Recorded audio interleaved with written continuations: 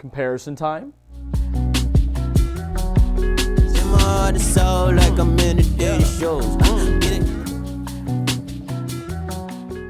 So what's up guys, Crazy back 108 here and I'm back in another video, and like I promised, here's a detailed look and comparison between the OG and the Restomod of the D-Rose 1.5s. Now, how can you tell the difference between the OG and the Restomod? Well, usually the OG's toe is going to be yellowing. No, I'm kidding. I mean, well, probably. But the other thing that you can really easily tell between one and the other is that one says Light Strike on the midsole, the other one doesn't. That's a big thing. Another big thing is if you look here on the ankle pillow area, this has a lighter red lining to it compared to the fully bright red line that you have here. That is one of the most easily distinguishable things between both of these that you'll notice right off the bat that can tell you that one's the OG and one's the retro or the Restomod. The other big thing that I usually can tell with it is that if you look at the D-Rose signature that's placed right here, the way that they have this on here is more like a sticker compared to before it being like this almost like leatherish print, elephant print looking thing that's here. And that is another place that where again it switches it up. Both of them have sprint skin for the upper, both of them have sprint frames for, you know, the way to keep your foot on the footbed. But the other big difference too is when you look at the tongues. Both of these tongues, while being very similar in design, have that same distinct difference of how the OG has this red lining through it, which you can kind of see here, and then the Restomod doesn't have that. Another thing too is that you look at these toes, the toe box here, this is a harder plastic, whereas this is a very like pliable piece of plastic here that's attached to the shoe. These have flat laces, these have like the oval laces. That's another thing to tell. Outsole wise, I mean, they're literally identical. You have the same setup for both of these in terms of how they look, and these have obviously been worn, and of course they're a little bit older, so you could tell that way. But otherwise, coloring wise, they're the exact same. When we look at the back heel piece here, these leather pieces, this piece has more of like, you could see a leatherish look to it beneath it, whereas this maybe with age may do the same thing, but as of right now it very clearly looks like more, I don't know how exactly to describe it, but it's not the same, doesn't have that same power. And when you see these close-up shots, you'll be able to see that there's a distinct difference there. When it comes to the tongues, there's a slight color variation difference there too. You see that this tongue is a deeper, richer red compared to this like lighter red.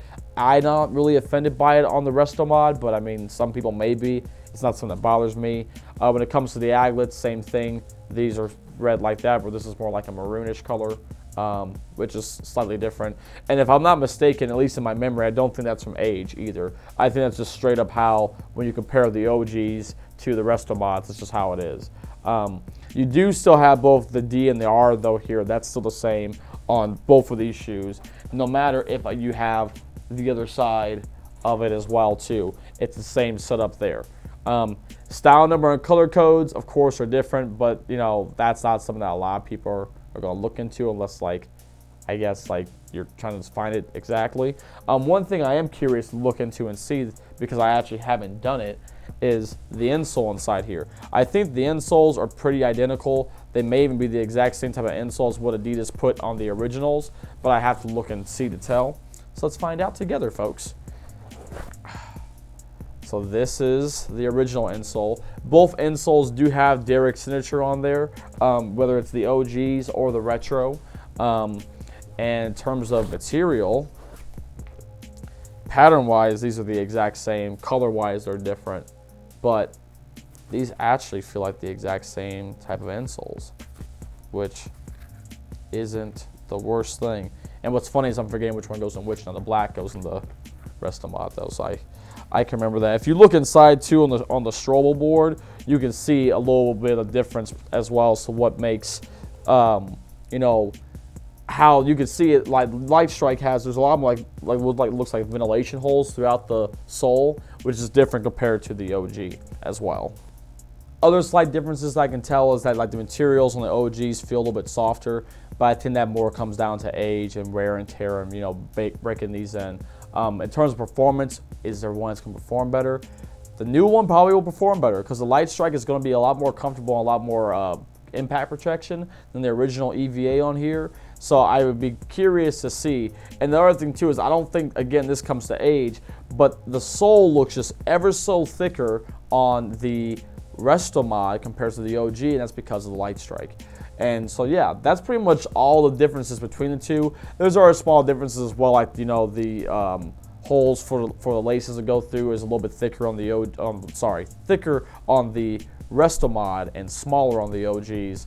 But outside of that, again, this is a pretty faithful Restomod, pretty faithful retro, and I dig it. Like, this is awesome, and I think it's really worth the $150, especially for people that are trying to find this shoe. If you try to find this shoe used even, well, like this one is, they're hard to find for a good price, and then too, that toe box is usually slightly yellow, which is unfortunate, but it's just what comes with, age, and what comes with, when a plastic gets, when you get sunlight on it, and that's how, I think it's oxidizing?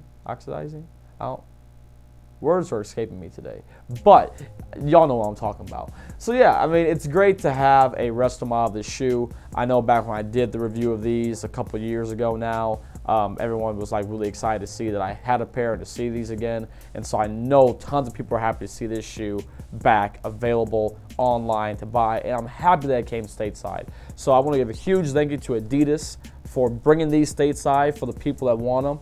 I know that I appreciate it. I know that tons of other people appreciate it.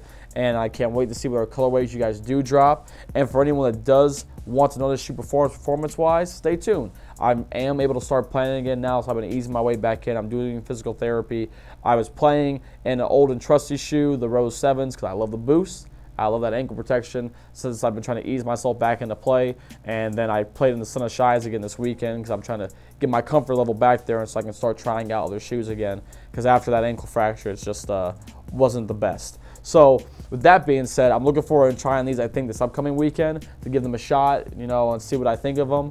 And yeah, I'll let you guys know what I think and go on from there. So until next time, guys, peace. Have a great rest of your day. Thank you for watching this detailed look at the OG Rose 1.5 and the retro, the Rose 1.5 and the Restomod. And I'll be back with more reviews like this soon, guys. Until then, peace. I'll see you around later. Bye.